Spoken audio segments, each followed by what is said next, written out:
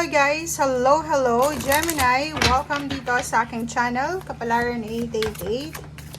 Gemini, alamin natin kung anong messages, vibration, gabay energy para sa inyong lahat. At ay general reading, so pwede kang makaresonate, gamitin mo ang iyong intuition sa panonood. Reverse yung manifesting dreams, but sinasabi ng baraha sa'yo dito na positive yan. Okay? So, dito guys, sinasabi ng baraha sa'yo na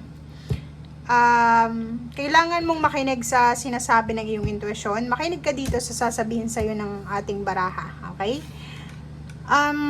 May iba sa'yo dito, Gemini, na siguro sa linggong ito, hindi kayo masyadong positive sa mga pangarap niyo sa buhay.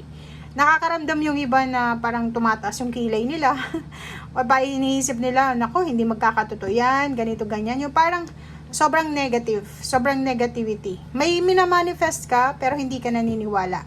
Meron kang gustong gawin, pero hindi ka sigurado. Parang ganun yung message na to. Okay? So, kailangan mong sundin kung ano yung sinasabi ng intuition mo. Makinig ka. Okay? Kailangan mong ramdamin kung ano ang sinasabi ng iyong intuition.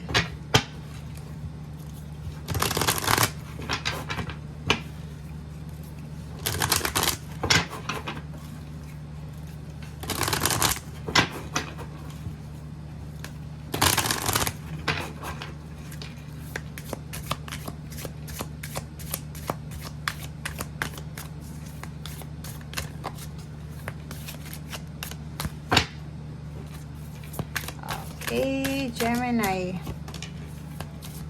Faraway places. Ooh.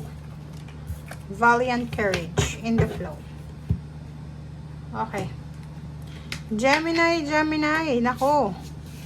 Ang nakikita ko sa'yo dito, may Gemini na posibleng nasa ibang bansa to. 'Di ba? Pero pwedeng ikaw ay nasa ibang bansa. Or pwedeng nasa Pilipinas ka pa lang.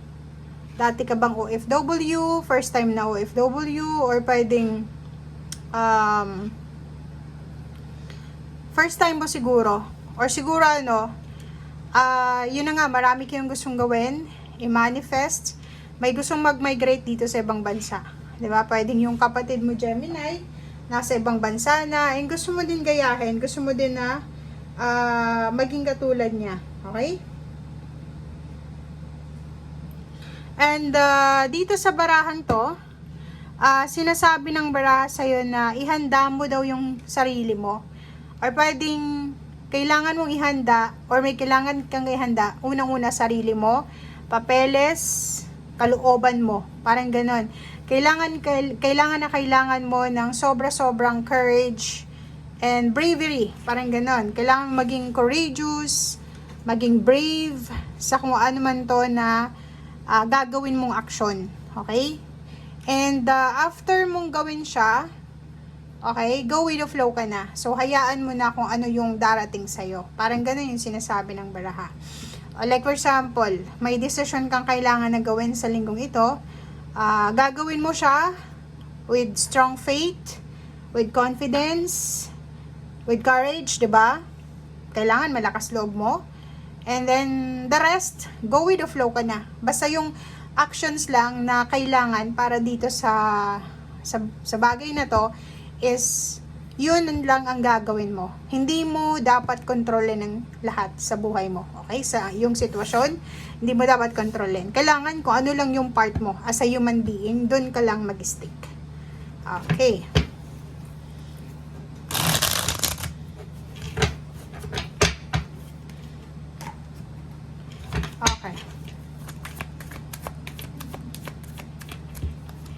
Okay, Nine of Wands. Nakikita natin dito may mga Gemini na sobrang pagod na sila. May mga Gemini dito na sobrang pagod, okay? Sobrang pagod na pagod sila sa kung ano yung nangyayari sa buhay nila. And sobra silang, parang anong tawag dito? Yung ginawa na nila yung best nila. And may nakikita tayo ditong Gemini na parang pasuko na siya. parang gusto niya nang sumuko kasi sa sobrang paghihintay, sa sobrang pagod, sobrang obligations. Parang, di ba, nakaluhod na siya. Ito yung sa likod niya, yun yung effort na ginawa niya. Okay? And, nakikita ko sir dito na if gusto mong sumuko or gusto mong i-pause yung kung ano man tong gusto mong gawin sa buhay, sayang siya. Okay? Sayang. Kasi, kung makikita mo dito, sinasabi ng barahan na ready ka na eh. Dapat, 'di ba? Yung pinagpaguran mo eh, malapit ka na doon eh. 'Di ba? Abot kamay mo na yung success eh.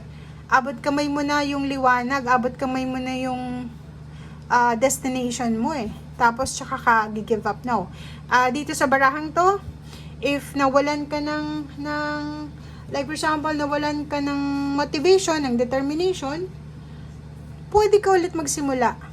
Pwede ka ulit magkaroon ng new motivation, ng courage, 'di ba? Ng confidence. So, hindi ka dapat nawawalan ng pag-asa. Okay?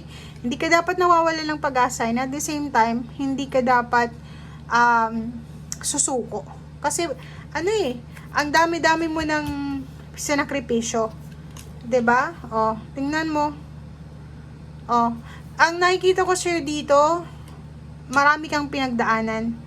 'Di ba? Marami kang pinagdaanan, marami kang responsibilidad, maraming pasanin ka sa buhay na pinagdaanan for several years. It's either 10 years, 14 years. How many years ba yan, Gemini? But this week, sinasabi na isang napakagandang balita, isang good news ang pwedeng dumating sa'yo na magbibigay siya sa'yo ng closure, magbibigay siya sa'yo ng parang along tawag dito na confirmation na malapit nang matapos kung ano man tong mga bagay-bagay na nagbibigay sa iyo ng bigat sa kalooban. May iba sa inyo dito, Gemini, na nakakaramdam ng takot.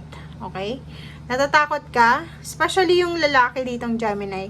May lalaki yung Gemini na natatakot kayo sa future nyo, sa obligations, natatakot kayo sa lalo yung financial dito.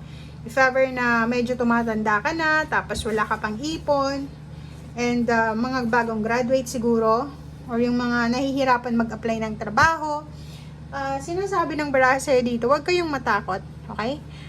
Gawin mo kung ano yun nga yung sinasabi sa 3 cards na to. Gawin mo kung ano yung obligasyon mo as a human being, and everything, go with the flow na. Hayaan mo na ang Panginoon na magbigay sa'yo ng kung ano yung closure or clarity. Okay?